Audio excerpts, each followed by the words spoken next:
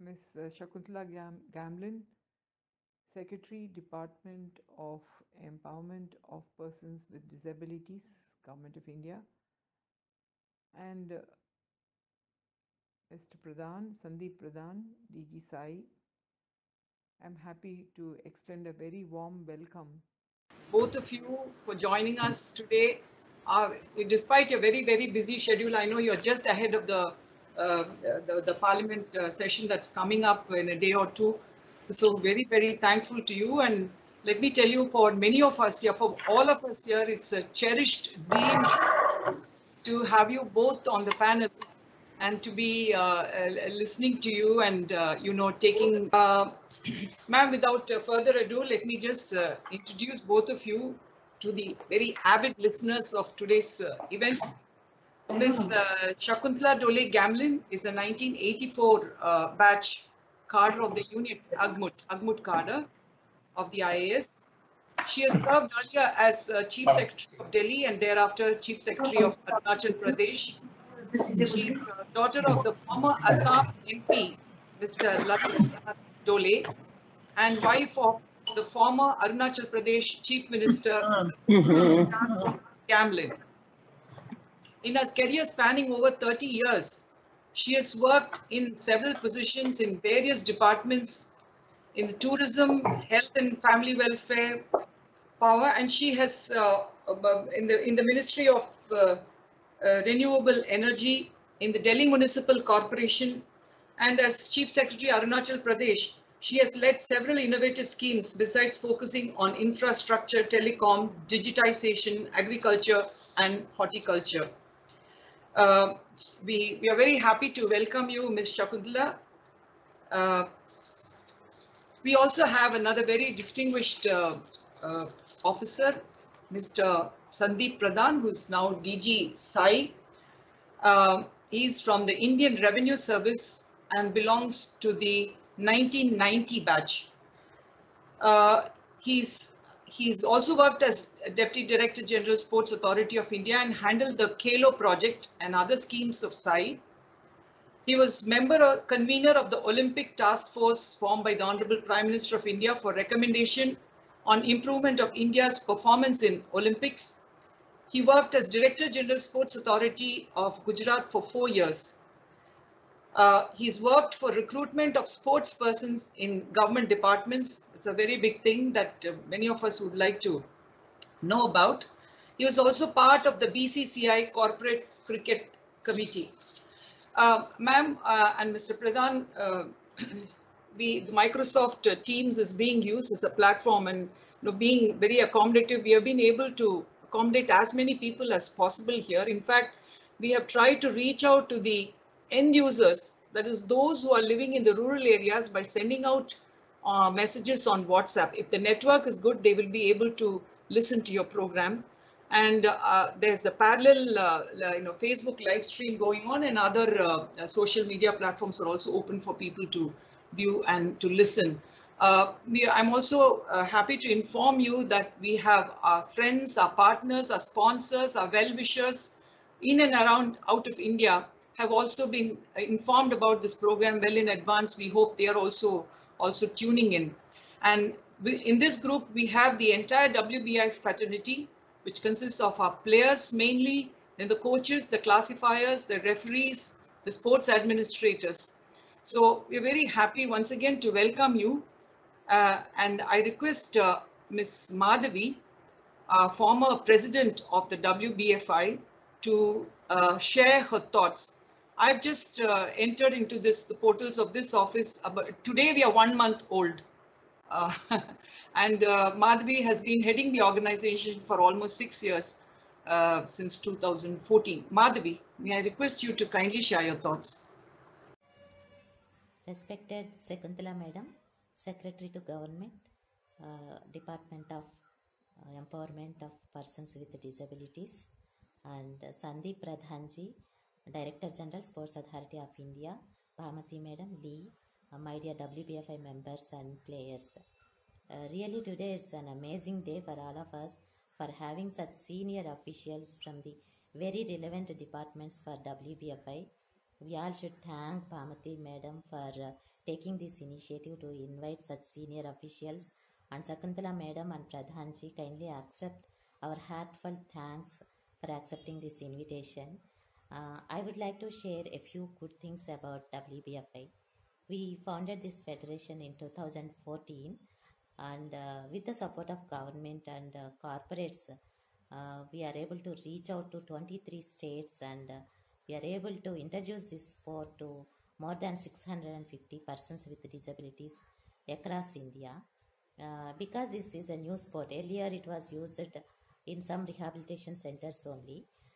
So to promote this sport, with the support of our partner International Committee of Red Cross and International Wheelchair Basketball Federation, we arranged courses for coaches, referees and classifiers. Apart from these courses, many trainers from abroad, and they came voluntarily and trained our players and also our coaches, referees, classifiers. And they got benefited a lot from their training, and we arranged some training camps for them, and we could take them for some international tournaments also, where by observing and by playing with the international players, our staff and our players learnt a lot. And apart from this, one of our players, he went to US, University of Alabama, under athletics scholarship, 5 years athletics scholarship. He's studying there, and he's also playing for university. There are so many benefits in the lives of our players after starting playing this sport, both in physical and mental health, and also in getting recognition from their local societies. And US government recognized our efforts, and they invited for a sports visitor program 15-member team, coaches and administrators of WBFI. We learned many things from the best practices they are following there, and we started one unique program, mentorship program.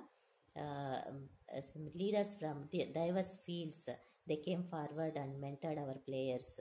Even Bhamati Madam also, at that time, she came forward and mentored one of our players.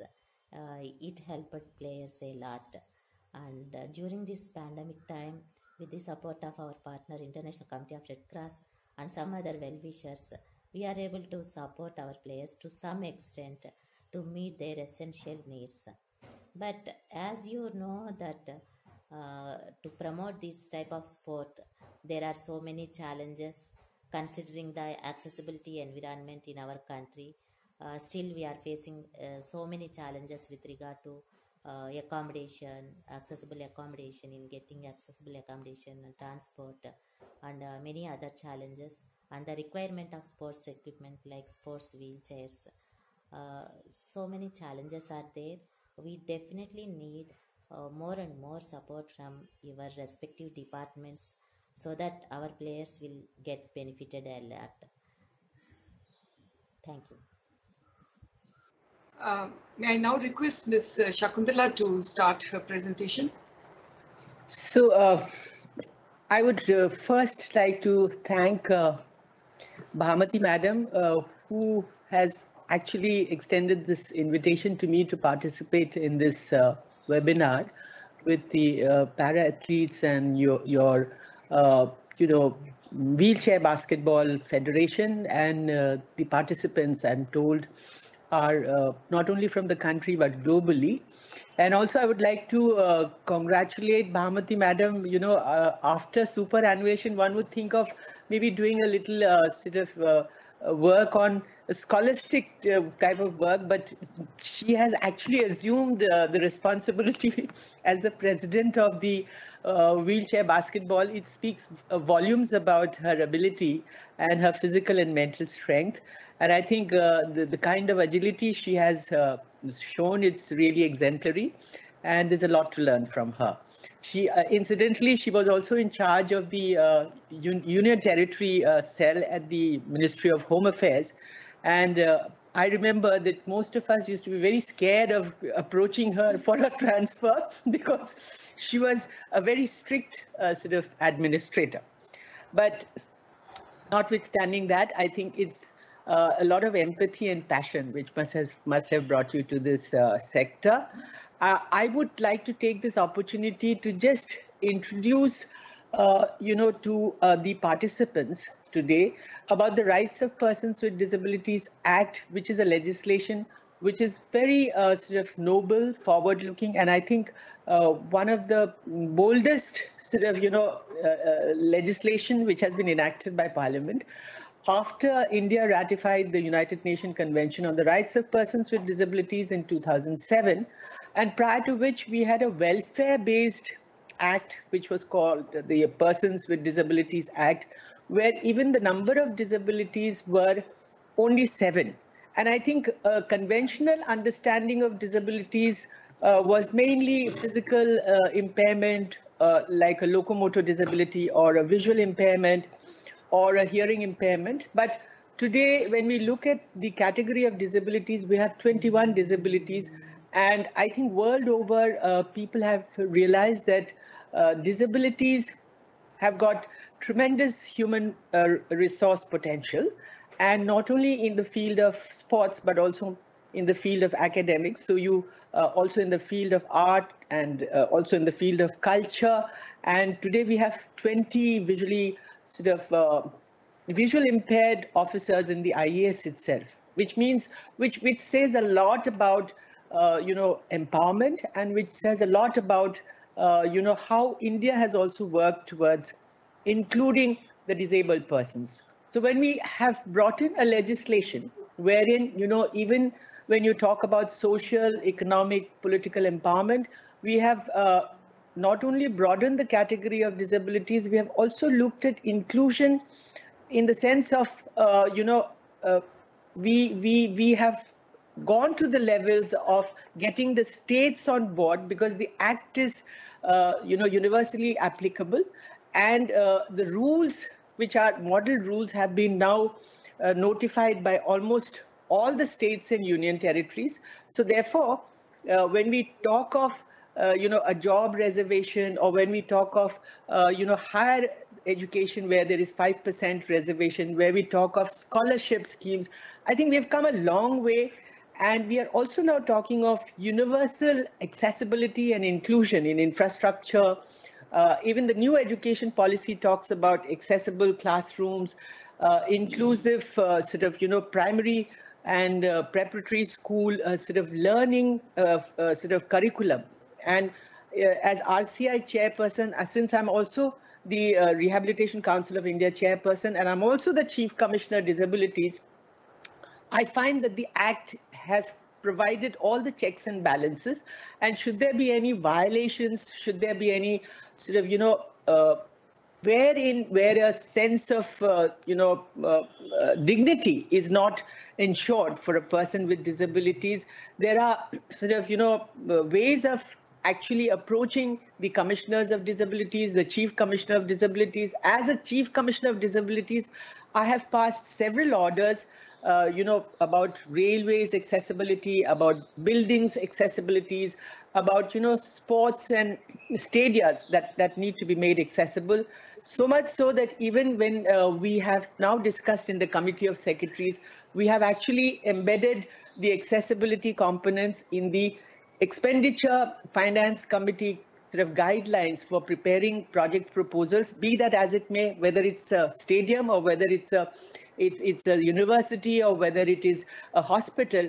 Accessibility components must be inherent, otherwise such proposals don't get passed. But even when you look at the Rights of Persons with Disabilities Act, sections 40 to 46 have clearly given legal obligations, timelines, and also stated that when you provide a reasonable accommodation, what are the features? So we have even broken down those features into 10 components where a building has to be accessible from the point of view of earmarked car parking or earmarked parking facility, accessible sort of approach, accessible sort of ramps, which should be 1:12 with double height railings. We also have tactile floorings for the visually impaired. We have staircases which needs color codes and double height railings. We need lifts with, auditory signals and braille buttons. We also need to have accessible unisex toilets that have horizontal and vertical bars and low height commodes. We also need accessible low height receptions. We need signages, we need sign language. So I think if you look at the kind of disabilities, we have come a long way in terms of providing accessibility in communication and inclusive education, where we're looking at assistive tools and devices, inclusive curriculum, and also coming out of the archaic way of the prejudice and the stigma that we attach to such persons, that their ability is lesser than the other children. I think we have come a long way, and we are now in the process of making technology accessible, infrastructure accessible. And when you go through the Act, Section 30 clearly says that, you have to see that not only in the field of education, but also in the field of culture, sports, creative arts, we performing art, and there even political sort of inclusion, where polling stations need to be made accessible, the stage needs to be made accessible, the school, the university, the hospitals, all that need to be made accessible. So we needed to make standards in the sense of what kind of technology, whether it's a smartphone, whether it is information communication technology, where the optical character readers, the large font sizes, the text to speech, and the sign language. We had to actually set up the Indian Sign Language Training Research Center, where we have developed a dictionary of about 10,000 words, which is now being adapted as curriculum for the NCERT curriculum from class 1 to 12 for the hearing impaired, where the modes of expression would be in sign language. We had a tableau on display yesterday at the Republic Day parade, where the sign language was depicted, and where you have seen that most of the TV channels have a sign language news bulletin, and some of their items are actually conveyed in the mode of sign language. And there's an Indian Sign Language which is uniform to all, and that is now being launched in the diploma certificate, and we are even looking at graduate and postgraduate levels of sign language courses.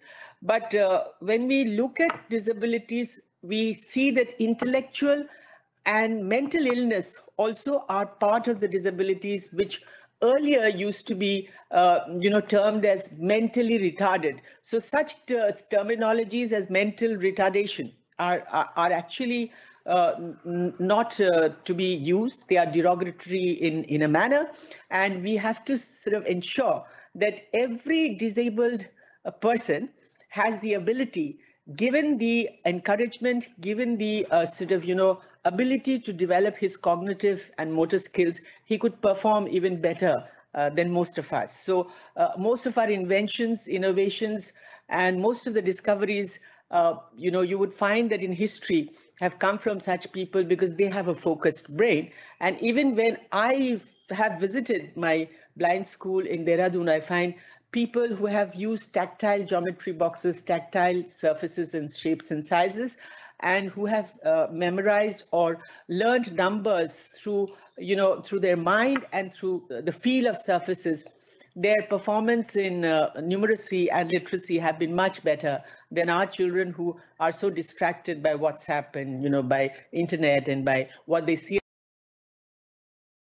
So I think in terms of facilitating their talent, we need to make the environment, the ecosystem, the schools, colleges, the hospitals, the stadiums very accessible. And also we have to see if there are any adaptive games which are dedicated to such persons. I must place on record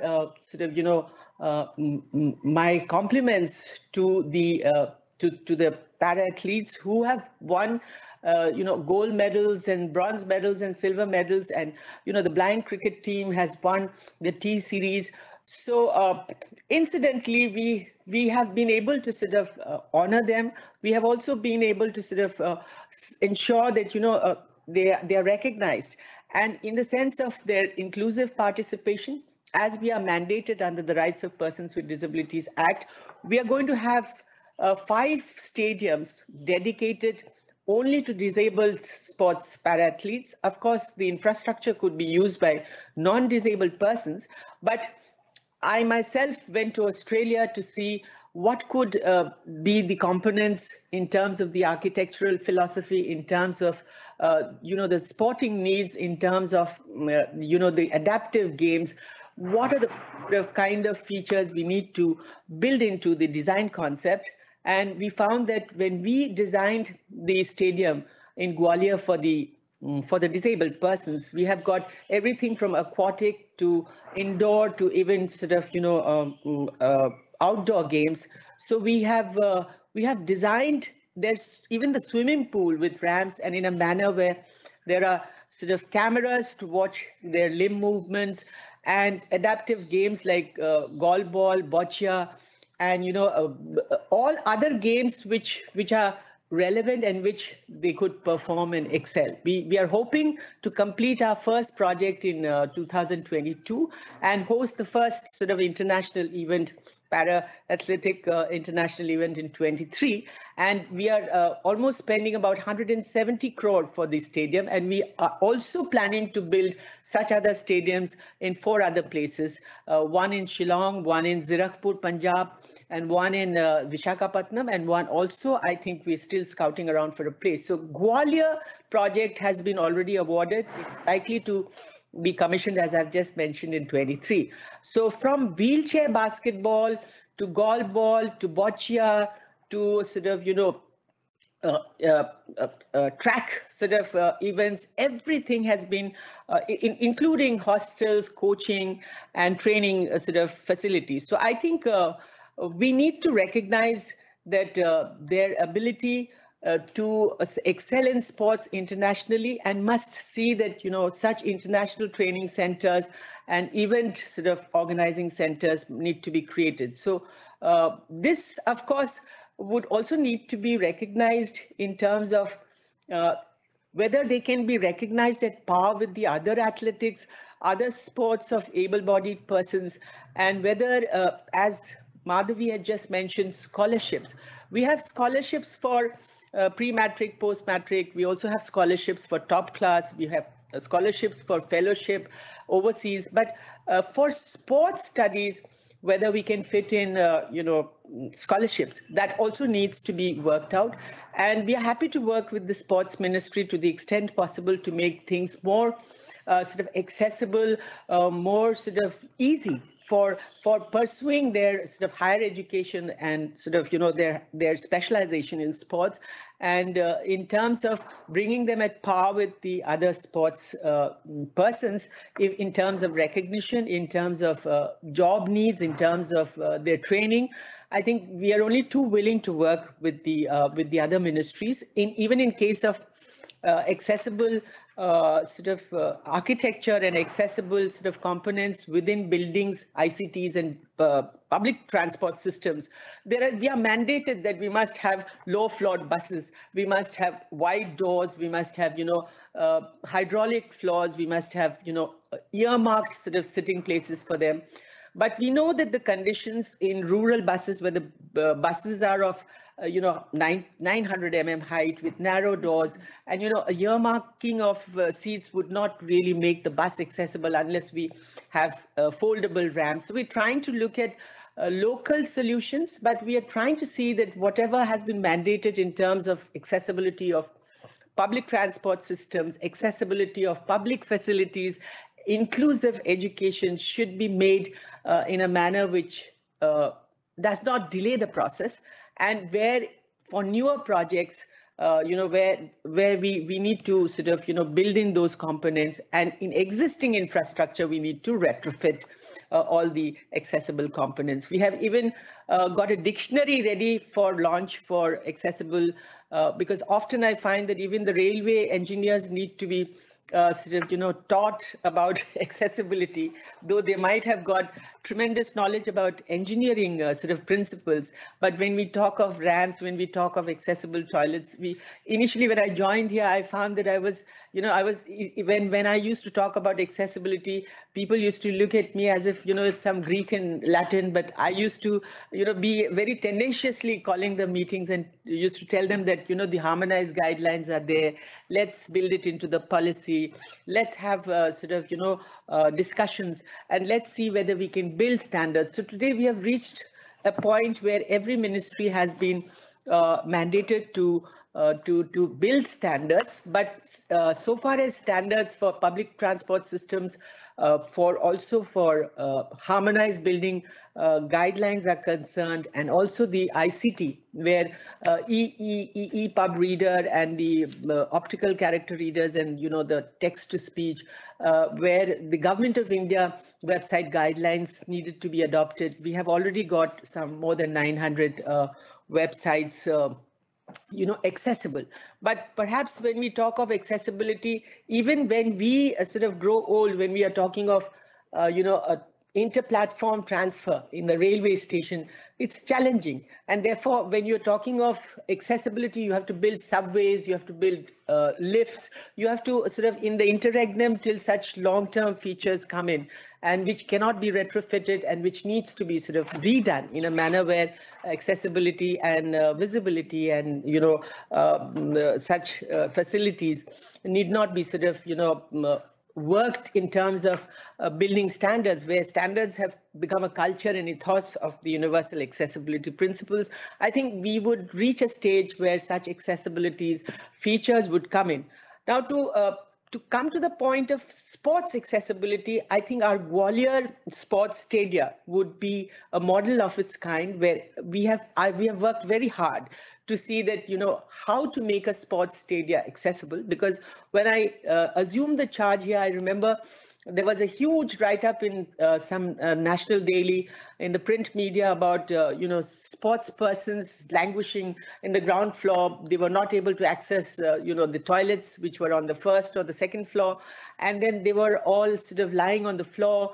There were no facilities. So the first thing which struck me in my mind is that if I have to build a stadia, what should I do? So we've got good hostel rooms that are accessible. We've got the whole stadia in terms of its composite facility that would be provided for outdoor, indoor and aquatic games and a training center. I think we have tried to build in accessibility so that the wheelchair accessibility is there. Wheelchair basketball players could enjoy, the facility, and even swimming pools are accessible. The track is accessible, the open door games are accessible, and living, library, teaching, everything would be made accessible. So I would also like to qualify by saying that when we talk about accessibility, we need not be prejudiced that this accessibility has been built for the disabled and it's very capital intensive. I think in a country like ours, where when we are talking of coaches, railway coaches being accessible, platforms being accessible, I think if we just compare ourselves with some of the countries, developed countries, we should to provide ramps and to provide, the coaches, railway coaches to be made accessible, to provide the information which is accessible, to provide the inter-platform transfer which is accessible, shouldn't, I think, be cost intensive. We have also done a study with the Delhi School of Planning and Architecture, where local solutions like, a hydraulic lift can be provided, or local solutions like a local foldable ramp could be provided. But we needed to standardize it, and we needed to see that adequacy of the facility, accessibility of the facility, and, earmarking those facilities for them. If we did not do that, often such children got left behind because there was always some discrimination, and their cognitive and their motor skills ability was always in doubt. The reason why we have started the early intervention care, where 0 to 6 years children with such delayed developmental abilities could actually be trained to start speaking again, start walking again, and which is a rehabilitative care where, an occupational therapist or a physiotherapist or a psychologist and a speech therapist and an audiologist could actually help such children walk and sort of talk and actually be part of numeracy literacy instead of being sort of, being sort of admitted in special schools where they would do a repetitive thing like, candle making or pottery making. And when the parents pass away, and they would really not value their inheritance or would not know their legal capacity because their cognitive and their motor skills or their reasoning ability was not developed. So I think it's a very crucial issue, and it is not purely a part of a medical protocol. So while identification would be a part of medical protocol, I thought we need to bring in complementarities between the medical protocol and the social and rehabilitation protocol. We didn't have the human resource. So in our national institutes, which are basically teaching institutes, we have now started, which are tertiary level care centers, to sort of see. They were standalone vertical institutes like, visually impaired, speech and locomotor, multiple intellectual. But we are trying to see whether a common vertical program of early intervention, common to all, particularly when there are so many autistic children, and every sort of 50 children born, you will find somebody has learning disabilities, somebody has autism, somebody has cerebral palsy. So with the growing disease burden, I have thought that we must have an early intervention care, which could then catch up with the districts later, and states could also. And we are trying to simplify those protocols to make them home-based so that parents know that the critical golden period of 0 to 6 years is very important for their, motor skills and cognitive skills development, and also learning preparatory sort of school-going skills of sort of how to sort of brush their teeth, how to their toilet behavior, how to learn numeracy literacy, if they have to use a splint, if they have to sit on a special chair, what kind of special chairs, can we standardize them? Even when I talk to parents who have children with learning disabilities, be that as it may, dyslexia, dysgraphia, dyscalculia, I find that every parent has a different experience to share. So within the sort of, different experiences, can we have a universal sort of design curriculum which can stimulate their cognitive skills, their playing skills, their learning skills? The external stimuli could help sort of, develop an arrested brain growth, which is the case with regard to cerebral palsy. And even for mental illness, we find that, early intervention for depression, for sort of anxiety, all these things could help prevent the onset of chronic manic depression or the onset of serious mental illness. Well, how to bring about congruity between, the psychiatric part of the treatment, which is for bipolar schizophrenia, or to look at, primary levels of interventions for depression, for anxiety, for counseling part, which can prevent the onset of the seriousness of the disease and the chronic stage of the disease. We've also tried to see that accessible mental health helplines in different languages could help women, sort of youth, without disclosing their identity and without getting stigmatized, whether they can speak about their problem. And most of them have, anxiety disorder, and suicide is very preventable. So, but suicide is also very, there's something called a copycat suicide, where if one commits suicide, the other person also. So all these things have been factored in a manner where we are trying to build the institutes where such research, such courses could be launched. We are also looking at setting up a university where we need to build curriculum for postgraduate graduation and for research, so that we have more teaching faculty, we have more field level personnel who can work with the health workers and with community to build sort of awareness, bring about behavioral and attitudinal change. And we are also trying to see that, education in its new education policy must not leave behind such children. And I must say that the present Secretary Education has been very proactive. She has, taken all our suggestions. We have now an active committee to look at primary and elementary and school level education. And I am also trying to see that whether such parental organizations, such NGOs, such civil society organizations could help give us inputs where such curriculum development should not be a difficulty. I think a little probing of the parental experience, the school experience, the child experience. I think we have experts, teachers, rehabilitation professionals who could build the curriculums without much ado. So I think it's a great pleasure to be here, where civil servants, scholars, experts, sports persons, all of us together need to build a partnership to make this collective effort to cut back on the time that we lost in proper understanding of how to make inclusion and universal inclusion a possibility. And I must say that perhaps in the world, we are the only country which has enacted a legislation and a domestic law which is a rights-based approach. And I think it couldn't have been better than this. So we have a lot of miles to cover, but I think we have started, and significantly so. We have now a department, we have many partners, we have many institutions. We are going to build more institutions, more human resource capacity. So I can see that the future is very bright for all of you. Thank you very much. Thank you so much for spelling out the whole spectrum of activities in such a very short time. You've given us a good picture of what was happening in the ministry. I'm very happy that you're providing your focus is on providing the enabling environment and, giving protocols and guidelines and, standards, which are well beyond minimum standards that we are looking at. We're looking more at excellence than minimum standards of addressing these issues. And I think this is a very, very heartening to hear about this.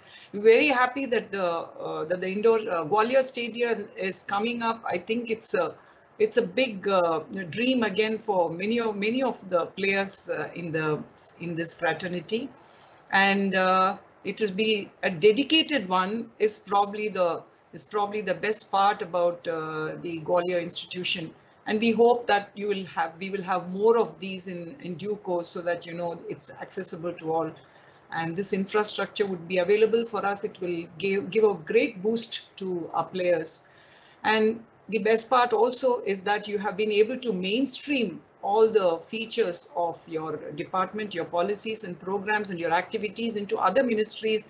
And one such would be, the Sports Authority of India, the Sports Ministry. And therefore, we like Mr. Pradhan to kindly present your perspective on these issues. Thank you so much. Thank you.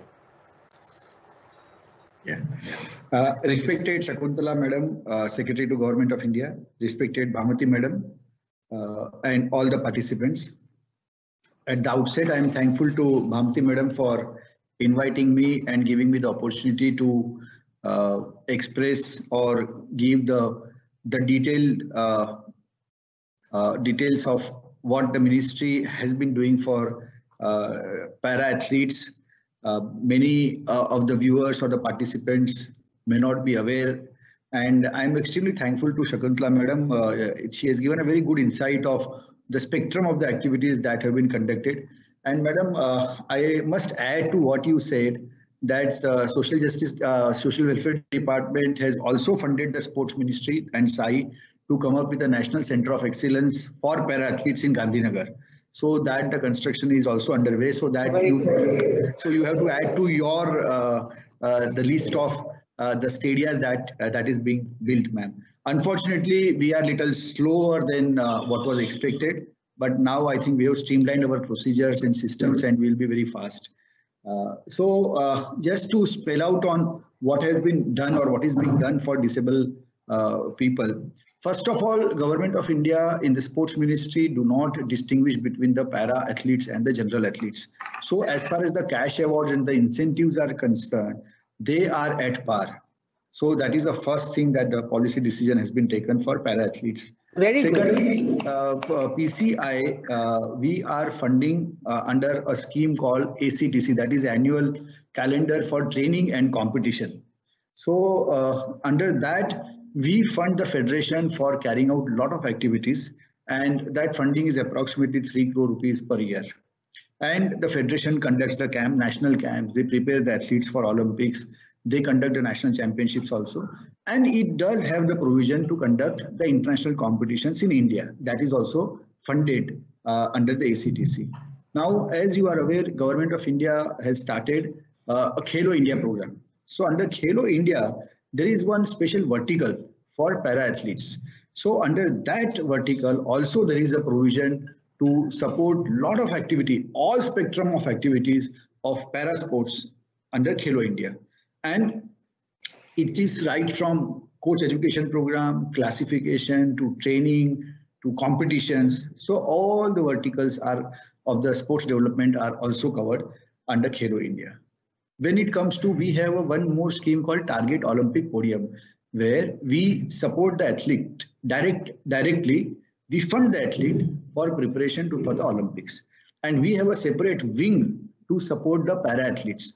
And I must say that now the cycle going on is 2016 to 2020 Olympics. And as Madam said, we had an excellent 2060 Olympics from para. And I must say that in 2020, the para athletes are expected to win more than 10 medals. So we are looking at very good medal tally for 2020. And in last 4 years, we have spent more than 10 crore rupees by direct funding to the athletes who are preparing for the Olympics, Paralympics I'm talking about. So the funding is for equipments, funding is for foreign training, funding is to get the coach in India, funding is for the sports science support, funding is for consumables. So for all activities, and apart from that, 50,000 rupees per month out of pocket expense or the scholarship or a stipend is given to the athletes who are selected under the scheme that is called TOPS, that is Target Olympic Podiums. Now, I must say, some of the players, for example, there is a player called Sharat Kumar, para-athlete, who has been so far given a funding of rupees 42 lakh 91,000 rupees. So to one player, we have funded approximately 43 lakh rupees. There is a Suhas, who is a para-badminton player, and I think many of you may be aware, he's an IAS officer. He's a collector right now in Noida, and is a brilliant badminton player himself. And he has been funded 33 lakh 62,000 so far for dream to achieve the medal in Olympics. There is one athlete called Pramod Bhagat. He's again a para badminton player, and we have funded him 32 lakh rupees so far. So what I'm trying to say, as far as the para athletes or the para game is concerned, Government of India is spending good amount of money, especially to achieve the dream of Olympics. Now, apart from this, when we come to SAI, let me tell you, we have 23 National Center of Excellence. And in all National Center of Excellence, we have certified to the ministry they are para-friendly as far as the hostels as well as the sports facilities are concerned. And if you look at our different centers like Sonepat, the para-archers are right now training in our Sonepat center. In Gandhinagar, as I mentioned, we are building a huge center of excellence for para-athletes. So right now the hostel facilities is under construction, but at present also many athletes are staying there and many national campers go and get training there. I will also show some of the photographs and videographs subsequently. Bangalore is again our good center where many para athletes and weightlifters also undergo the training. So athletics and weightlifting training also goes on in Bangalore. So these are the different activities we do conduct, and we do fund the federation for various competitions. We do provide our SAI campuses to the federations for conducting national championships. In fact, we have announced that the federations, if they have to organize any activity in SAI center, it is free of cost and it is given a priority after the national camp. So we give very high priority to the any activity that is to be organized, not only by the National Sports Federation, but also by the state associations. And we are also constructing a lot of hostels. Without hostel, it will be very difficult to conduct the national championships. So in time to come, you will also be able to avail our hostel facilities. We have a very good shooting range, Karni Singh shooting range in Delhi. So large number of parachuters also do their training in our Karni Singh shooting range. So these are the spectrum of activities which I thought I must share with all of you. And I'll not take much of your time, but we'll wait for some question answer session. Thank you very much. Now I'll just show you some of the visuals. So can we just go through the visuals? So these are the para athletes. I think in different places we have taken collage. Some are in Bangalore, some in KSSR shooting range, and some in Gandhinagar. I think this is a video. So this is an athlete undergoing training, some kind of fitness training he's undergoing. He's a javelin thrower. He's a medalist. He's undergoing training in Gandhinagar. He's a high jumper. So this is our size center.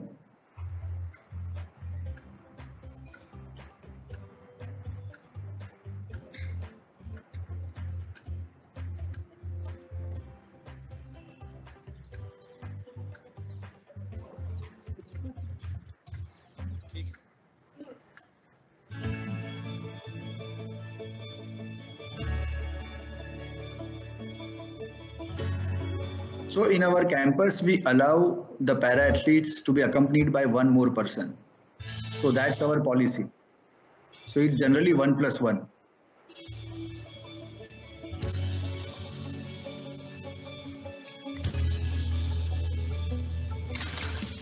Our lifting.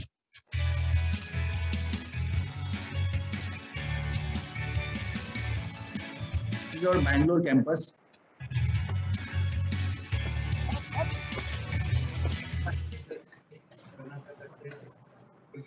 He is an athlete in Bangalore preparing for Olympics, Paralympic.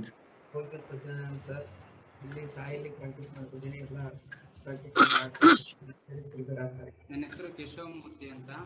ನಾನು ಸಾಯಿಲೆ practice ಮಾಡ್ತಿದ್ದೀನಿ. National ಇದೆ. ನಮ್ಮ coach Satyanarayana ಅಂತೇಳಿ. ನಮ್ಮದು event 1500 ಮತ್ತು 5000 ಮಾಡ್ತಾ ಇದ್ದೀನಿ. Practice ಕೂಡ ಚೆನ್ನಾಗಿ ಆಗ್ತಿದೆ.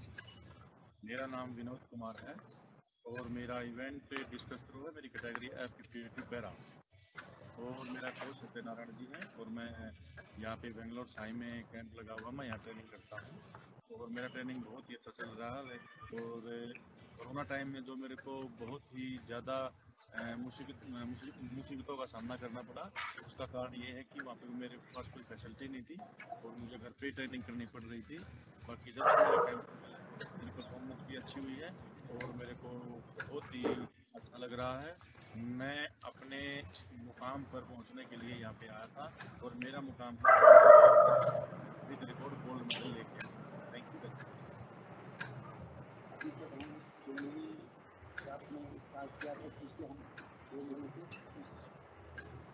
पास में आगे जो पिछले लिस्ट करते थे ओलंपिक की तैयारी में, तो अभी तो अपना जिसको ब्रॉन्ज मेडल पोजिशन में है, तो हम बहुत अच्छी कोशिश करेंगे कि हमारे पास टाइम पड़ा है और इसी के आप आगे तक कंटिन्यू हो गया तो बहुत अच्छा रहेगा. और मैं कोशिश करूँगा कि और अच्छा कराने की और आगे भी चीज़ों की कोशिश करूँगा. और ऐसे ही चलता रहा तो जरूर मेडल लेके आएंगे और अपने देश का नाम करेंगे. हमारा एथलीट डेफिनेटली आगे आने वाला ओलंपिक्स में, पैरा ओलंपिक्स में मेडल तो इंडिया को लेके ही आएगा. लास्ट ईयर 4 मेडल आया था, इस टाइम तो हम 10 मेडल तक लेके आए.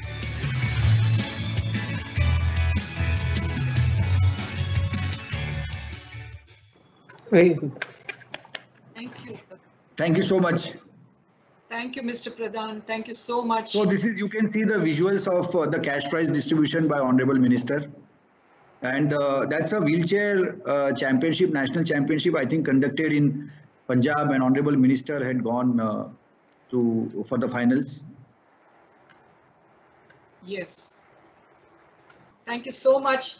I think you have touched the chord of many of us by saying that you want to treat sports as sports and not as para sports and non-para sports. I think that's a wonderful way that you have started your presentation, and this is where I think all of us would like to reach eventually, because there's a lot of feeling that there is discrimination, and if Government of India has it at the top of its agenda to bring both on par, to bring that parity between para sports and sports, then this will take a long way to go a long way for all of us, for a very meaningful sports career for many people who are there with hopes and dreams. I'm also thankful to you for having brought those visuals and the pictorial, presentations to support the activities of SAI.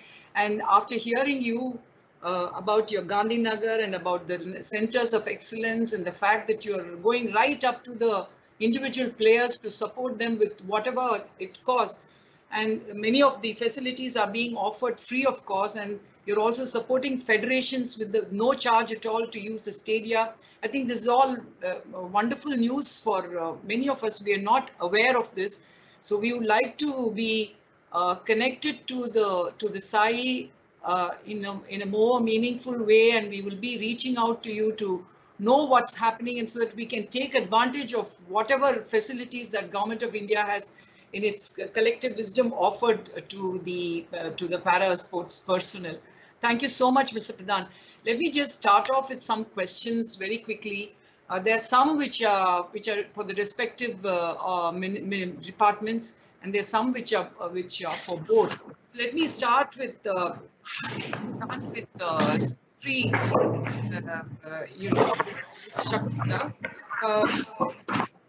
Due to COVID, many of our players are struggling with loss of income, fully or reduction in their family income. We could arrange support for their essential needs through sponsors for a few months, which is what WBFI did. But they want to know, is there any scheme available for our players to get support to meet their essential needs? And I don't know, maybe Mr. Pradhan also has something to say on that.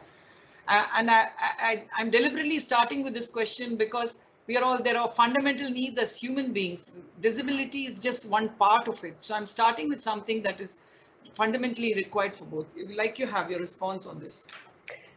Yes, we had actually, even before the lockdown had started, we issued in anticipation, a lot of our visually impaired employees and persons would need to negotiate going to the office or accessing a public transport system on the basis of a feel of, touch of the surface. So the first thing we did was we sought an exemption for all employees to be attending office and to work from home.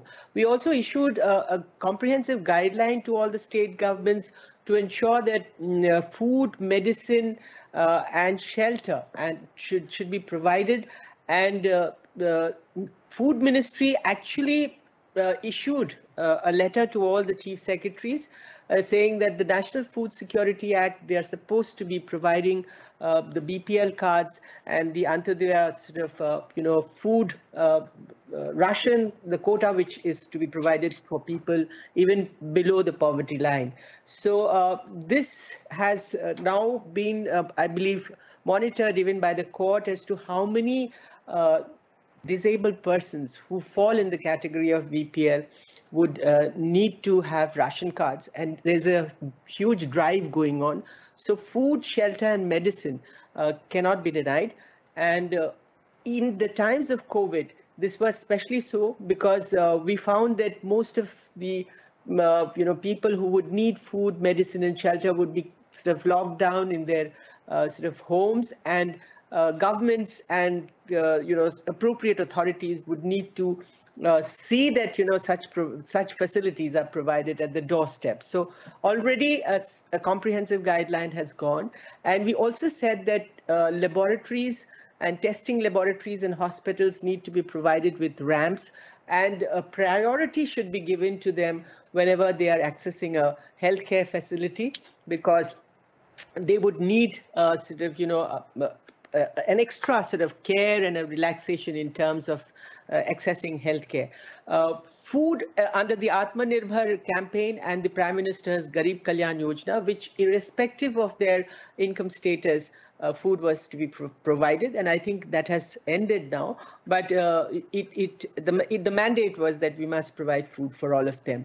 As far as loss of jobs is concerned, we already have mentioned, and we've already comprehensively also requested the state governments that their quota of state government jobs cannot go beyond the threshold, below the threshold level. It can go beyond the threshold level. So many states have actually gone above 4%. I think Madhya Pradesh has got more than 6% reservation in jobs. And since skilling and loaning facilities are also provided by our empanel partners and the vocational training centers, we can also we have a skill council, but we also have requested that the state governments must have their own healthcare facilities, the quota for jobs, the reservation of higher education. We have a scholarship portal where we give scholarships to pre-matric, post-matric, top class, fellowship, and also coaching, free coaching, and overseas scholarships. We have actually spent more than ₹1 crore per student for scholarships for postdoctoral kind of courses, and some of the very bright students have availed and accessed those scholarships. So such scholarship schemes are available. We also have the Deen Dayal Rehabilitation Scheme, where established civil society organization, whether it is in the field of visual impairment, whether it is intellectual disabilities, or whether it is hearing impairment or any other kinds of disabilities, we could partner them, wherein they can give them proper schooling, education, rehabilitative care, and personnel and professionals who needed to be engaged for giving such services to such people. Their remuneration has also been doubled by 2.5 times, and therefore we find that some of the NGOs are doing very well and excellent work in terms of providing comprehensive rehabilitative care from end to end in terms of their daily life, and also in terms of education, in terms of creative and repetitive work. We have also got the National Handicap Finance Corporation that provides loans to such persons and such NGOs for starting self-employment opportunities or trades, where they could start a small startup on their own habitat, or we could engage with the corporates so that they get a job. And even for jobs like data entry operators, and maybe food and beverages, housekeeping, most of our Down syndrome persons are engaged by the Lemon Tree group of hotels, for housekeeping. So we have tried to see that corporates who are engaging and employing them, for them the gratuity plus insurance and many other government assistance are provided for a period of 10 years, so that the corporates need not go through the grind of paying extra money for them. So I think a lot of work has been done, but the prejudice that they would not be able to excel, they would not be able to perform, is something we all need to get together and overcome this collectively. And with a little bit of skilling and with a little bit of help and encouragement, I think all of them have proved that they can excel and they can surpass anyone. So this attitude is what is required more. And disabilities as a subject is a subject of the state government and the local self-government. So the more we get their representation, more we get them involved at the panchayat, municipal, and at the state government level, I think our policy objectives and mission, and the way we are trying to do direct benefit transfer, and through online methods of dispersal of funds and scholarships, we will get more and more people enrolled in our portals. I must tell you that when I joined here, there were only about 600 students in the pre-matric, post-matric. Today, we have more than 39,000 who have enrolled. So we would like to welcome students to enroll. The entire method has been simplified so that the access can be easy and the dispersal become more transparent and more direct. So I think what we need to do is we need to only see that whether it is the state government, whether they are the schools, colleges, whether they are the legislators, media, policymakers, they all need to look at this act and see that state governments have also notified these acts. So for the state government, there are commissioners of disabilities. If there are any violations, if there are any sort of gaps which needs to be dialogued, or in terms of with the commissioner of disabilities, who's a quasi-judicial body, to see that they could recommend to the state government, they could pass orders that within a stipulated time they must provide the roster system, the recruitment rules, the selection procedure. If they have been bypassed, ignored, if they have been discriminated, all such sort of cases can be taken up. For the central government jobs, we are already identified more than 3,600 category of posts where all kinds of disabilities with the degree of disabilities, what kind of jobs would they be suitable for? And let me tell you, this exercise is a very in-depth exercise involving the DOPT and us and the experts. And I find that most of the disabled persons, whether he's a low vision, whether he's one arm, whether he's one leg, whether he's dyslexia, whether he's cerebral palsy, Down syndrome, they qualify for all the jobs. And certain concessions and relaxations in terms of an extra time, in terms of a scribe, in terms of technology, and in terms of having attendance, escorts. We have had a very successful cultural show at the Rashtrapati Bhavan, and the Rashtrapati ji sort of wanted the show to be repeated in the Parliament and Annex C, and he wanted the Honourable Council of the Ministers, Prime Minister, Speaker, Vice President, and the members of Parliament to see the program, so that the legislators also get sensitized. Now we have a regional chapter of the cultural program.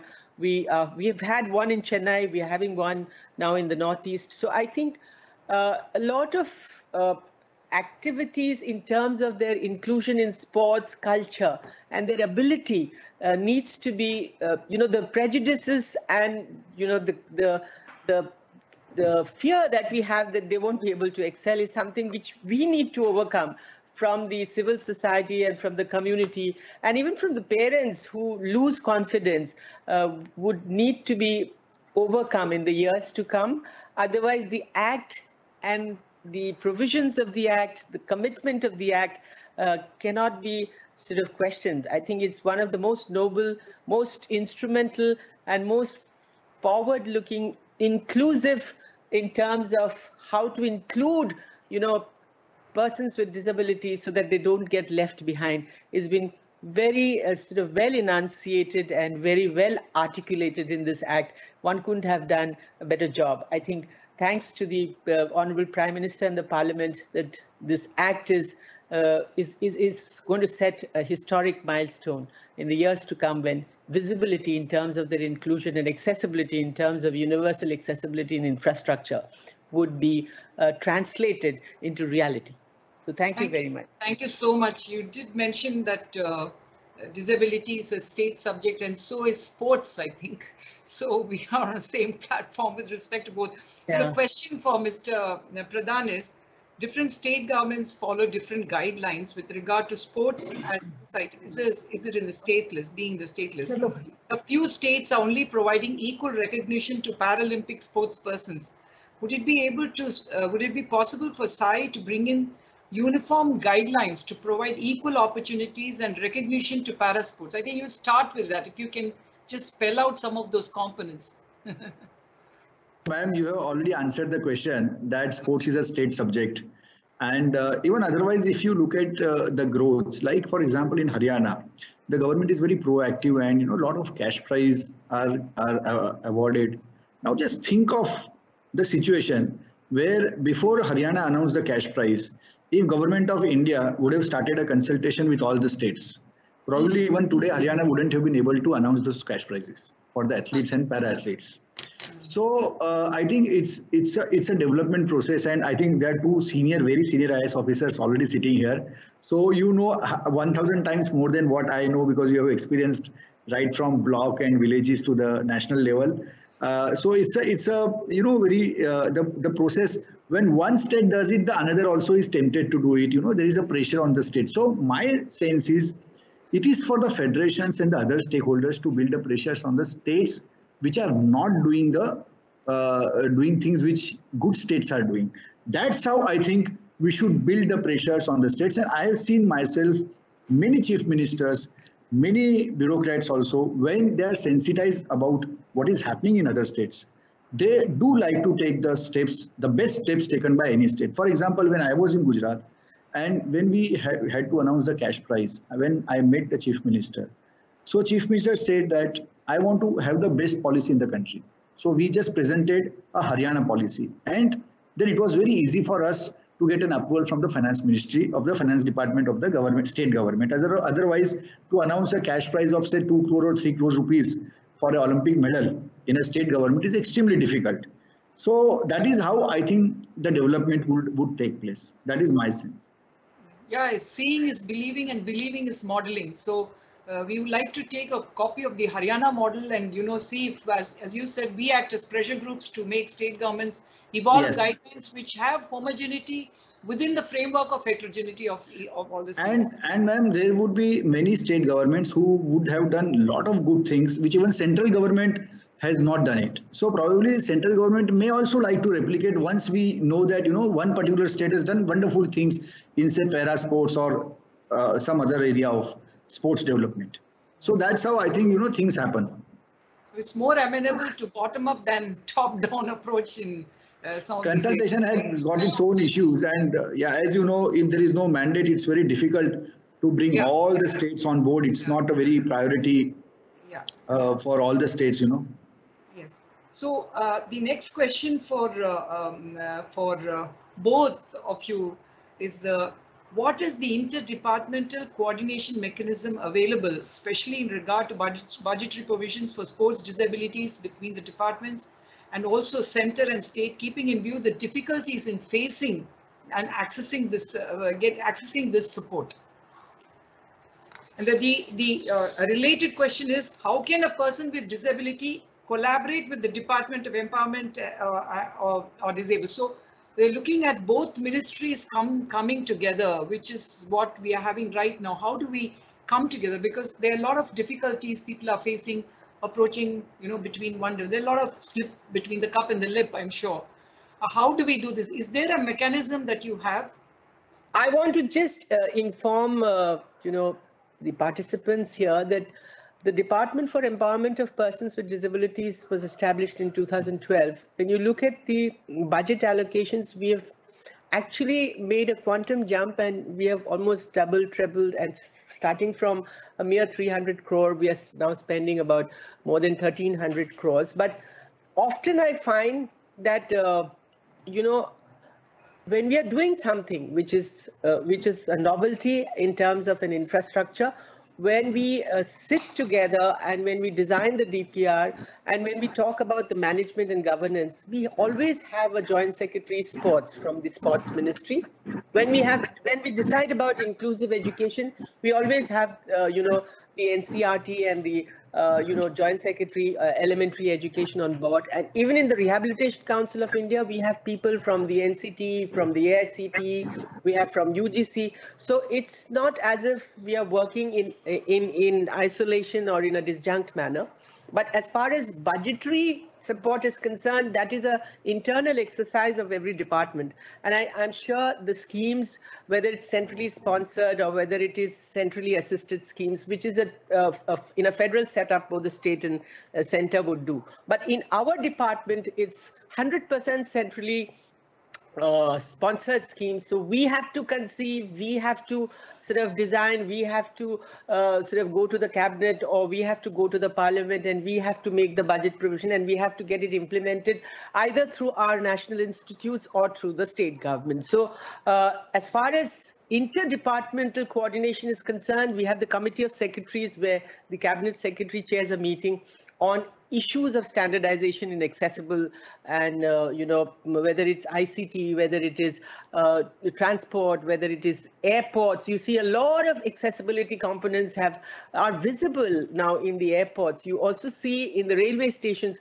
So all these are through the committee of secretaries and interdepartmental sort of mechanisms that have been sort of prescribed in the in the transaction of business rules. And I don't think the government of India works, in isolation. It works in concert, and there is an interdepartmental consultation for cabinet notes and also for draft bills. So I don't think we falter on that. What perhaps is required is a little more awareness, a little more sort of campaigns in terms of the guidelines, and to put more sort of flesh and blood into the whole framework of implementation machinery at the state and at the grassroots level. Thank you. Implementation coordination is very critical. Yes, Mr. Pradhan. Has already answered, and coordination is always two-way, so she has already taken up all the points. Okay, if we have problems, we'll come to you and we'll take your help for implementation, because this is a perspective that's coming from the ground. I thought they would like to share it with you. The next question is, does SAI have any plans to involve federations to achieve ensure physical education graduates, postgraduates coming out of college, university with the required knowledge on Paralympic sports, also along with Olympic sports, and if the respective federations have any plans to achieve, your plans for the federation to achieve the above. For example, WBFI organized courses for referees, coaches, classifiers with the support of International Federation, that's IWBF. In case SAI requests, our WBFI trained coaches can take a few sessions for physical education standards. Is that something that you would like to consider? Yes, ma'am. Actually, when I was given this idea, to be very honest, we had not thought over it earlier. And yes, we do fund the federations to carry out all these activities, that coach education, classifiers and all. But we do run many programs, including physical education program in our LNCPE. Trivandrum, we have a physical education college. We have a NIS diploma in Patiala. That's the only or considered the best in terms of sports coaching. I think we need to induct, add the curriculum as far as the para athletes and their problems, how to tackle. So we'll certainly request you to help us to conceptualize the program, and we'll try to induct all these inputs in all our existing programs. We are very ready to help. We have wonderful coaches here and very good referees and classifiers. I've had interaction with them, and they are all, way ahead in terms of their advanced thinking. So any progressive step that you would like us to be part of, we are very happy to participate. Any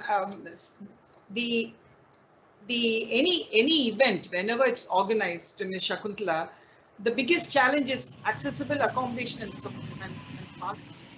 What steps are being taken? Now, you have mentioned about the Gwalior, but what is it that is what's happening around the country? Even now, sports games are being done, the events are being carried out, but there's a very big issue. There's not even 100 people can get proper accessible transportation and accommodation whenever we organize these national camps. Of course, this is a low period in terms of COVID, but then this is a time that we need to think about these issues, and that's why this question has come up. I think if you can respond to this. In 2015, even before the legislation was in place, where sections 40 to 46 clearly mandates accessibility in buildings, existing buildings, in new buildings, and even sort of restrains local authorities to issue any completion certificates of buildings which are new, which are of public importance in terms of, the unfettered accessibility that needs to be provided. So let's look at public buildings, not in the terms of certain buildings could be restricted buildings. So public buildings could be a sports stadium. Public buildings could also be government buildings. Public buildings could also be hospitals, whether that be in the private or private-public sector, as the case may be. So as I had already mentioned to you about these sections, I would say that if there is a lack of accessibility, there is a mechanism where the Commissioner Disabilities of the state government can take up such cases suo motu with the local authorities or with the with the state government or with the private sort of building owners, as the case may be. Now, we have already funded some of the selected buildings, 50 sort of buildings of 25 to 50 buildings in 50 important cities. And in the second phase, we are expecting that state governments will do 50% of their buildings as mandated under the Act, so that these buildings, which are generic and sort of public sort of importance from the accessibility point of view, are also included in the list of buildings.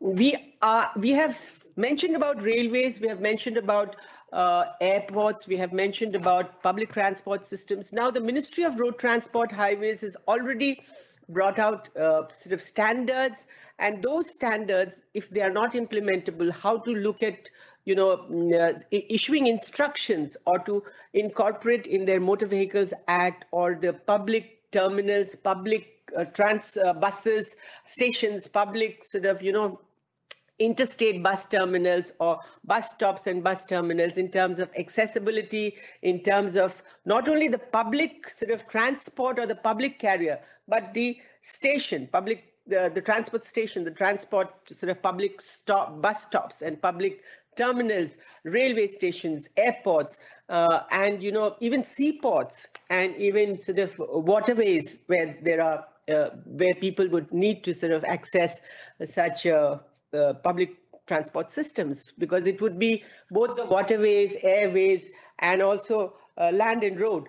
So one needs to see that these provisions cannot be implemented by the central government alone. For the central government organizations, we would need to do it ourselves. We have already done more than sort of 1,000 buildings within the central government. The CPWD have retrofitted and make the buildings accessible.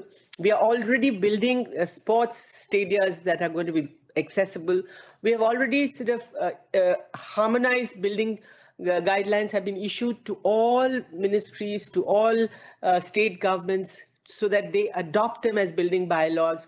We have already sort of sat with the Ministry of Road Transport Highways. They have also sort of seen to it that the domain of public transport, roadways, needs to be sort of monitored by them. Railways, we are already building standards with railways. In the interregnum, they have also made certain accessible sort of, ramps and accessible online book ticketing, and, the public address system, and inter-platform transfer through trolleys, and helplines, wheelchairs have been provided.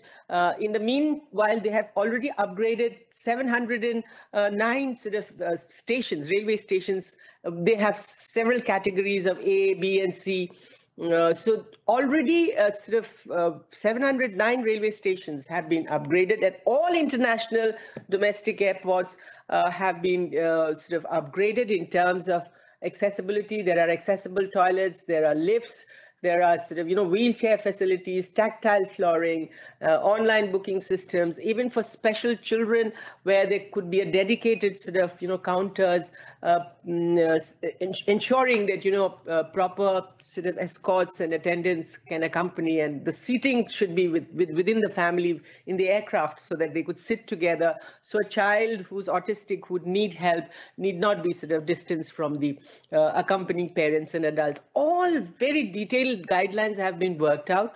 Now, the state government buildings, state government public transport systems, we've had several discussions, and we are also trying to now launch something called the Sugamya Bharat application, which can, anybody can upload a picture of an inaccessible, say, a bank building or an inaccessible bus stop.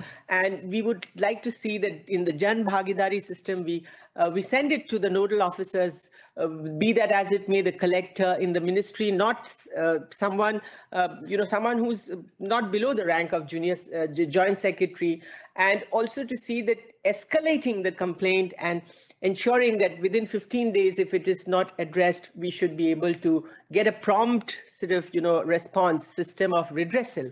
So all these have been done to make it more participative, and not to sort of just see that, timelines and legal obligations will be implemented.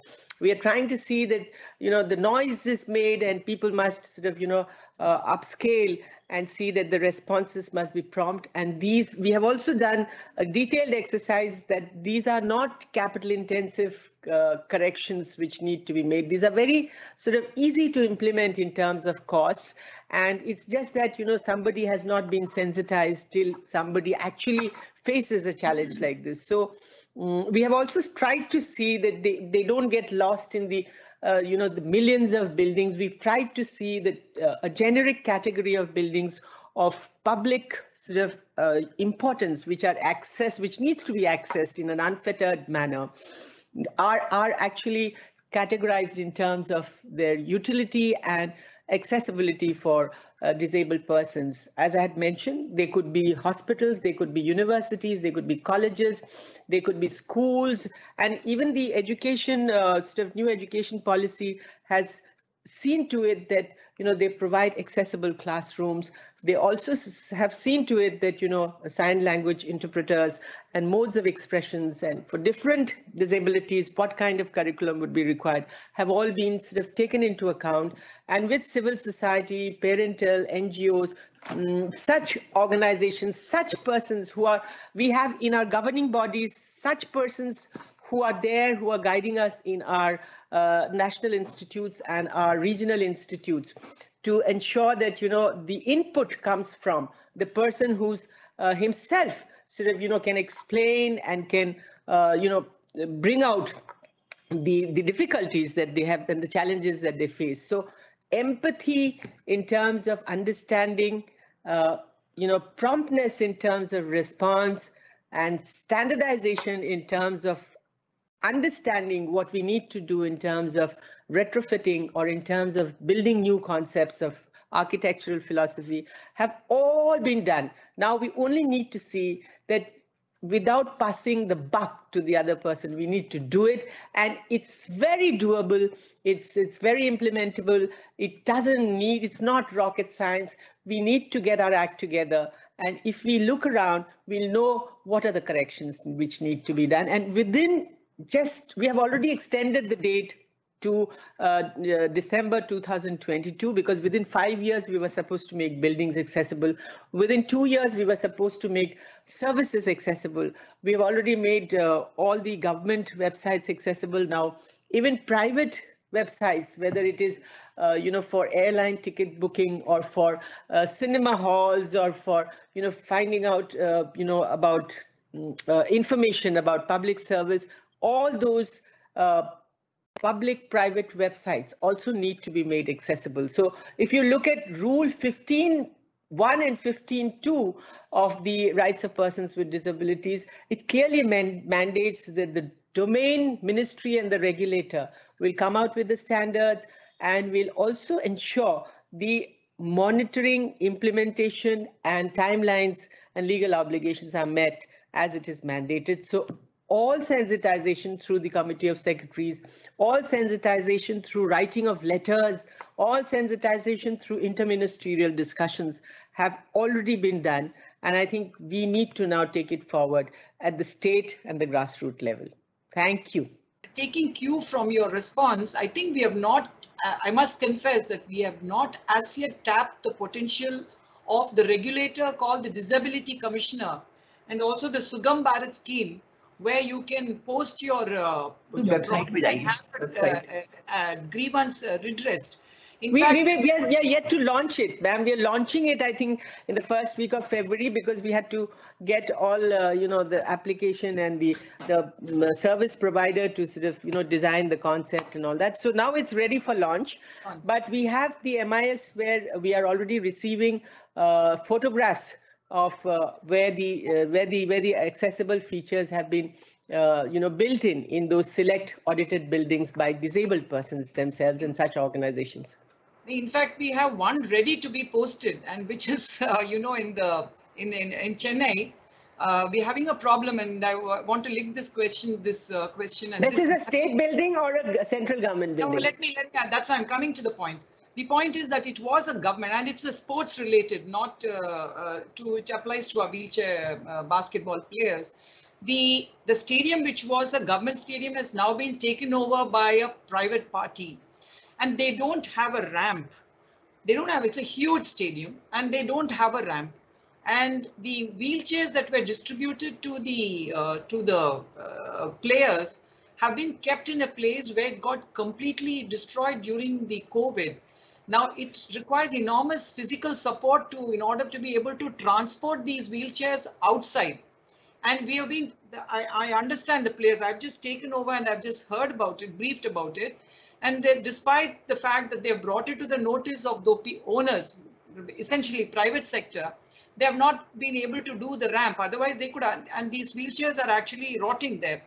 So these are all given, to the players, and they should be able to use it. So we would either have to approach the Disability Commissioner, or we'll send a photo, and if if this Sugam Bharat is in the MIS, if this picture is there, we would like to have a ramp constructed within a short time frame. I think you should access your local commissioner first, because we give more priority to our central government buildings, because as chief commissioner, because my domain is only the central government organizations. But of course, I could also take suo motu notice. But when you have a commissioner there in place who can actually coordinate with the state government better, because he's a local person and he's a quasi-judicial. The Disability Commissioner. You have a disability commissioner in Tamil Nadu, and I think he should be approached. Can I move on to the next? This next question is: would it be possible for SAI to include a session about Paralympic sports in their training programs for the sports officials from the states? And we feel that this will give them more clarity about such sports. Mr. Pradhan. We can definitely collaborate with the PCI and other federations to make a good content, and under Khelo India, we'll roll out to the various state governments and sensitize them. Okay, thank you so much. When our teams went to participate in the Paralympics in Thailand, there was a comparative study of the facilities that WFI carried out, and we still have the report. And we found in almost all those countries, government is supporting them to keep entire team at one place and providing training programs for them for longer periods. So this is one of the, I know you've answered this question. I just wanted to flag this for you, just to keep in mind. I want to know the other question, the important question that has come up is there any scheme that is available for them to apply for financial support to buy sports wheelchairs? And are there steps to encourage manufacturing of sports wheelchair and other equipments in India itself? And these are two linked questions that have come up. So, Madam, to answer the first question, yes, under National Sports Development Fund, also an application can be made, and also under Khelo India, there is a provision to provide funds to the Federation, National Sports Federation, to procure the equipments. Okay. But manufacturing as yet is not there as yet? Manufacturing, we'll have to check with the Commerce Ministry also as to whether there are specific provisions for sports. Okay. As far as our ministry is concerned, I have not seen any notification for incentive structure so far. All right. Ms. Shakuntala, to create more awareness about this particular sport, wheelchair basketball, requires high performance sports wheelchairs, and to have idea about high level performance of other countries' sports due to continuous practice with high performance customized sports wheelchairs and under experienced coaches. So we tried a lot to bid for the hosting under 25 women's wheelchair basketball championship, as very few teams were participating. The cost of hosting also, the economies of scale would have meant that the cost of hosting would have been less also. But we could not bid for it due to, in the inadequacy of some support. So in such a situation, how can we approach you, and what is it that you can do for such requirements, to meet such requirements? To sort of apprise you about the assistive devices that we provide to all the disabled persons, irrespective, of whether he's in a rural area or in an urban area. But basically, we need to see that their income per month should not exceed 15,000 in terms of income level, and the cost of the assistive devices should not exceed 10,000 rupees.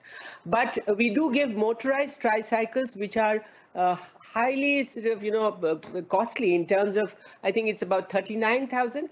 But we do see that many members of parliament through their MP-led fund, they leverage funding of the additional amount that is required.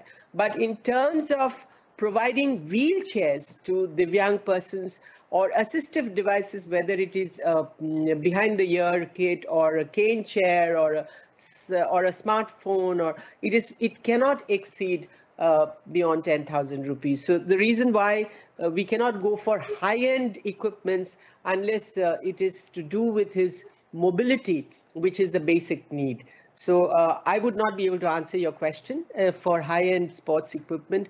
But since our sports centers are coming up, the governance and the policy can in future probably factor in terms of whether that could fit in the revenue and capital component of the budget of such centers.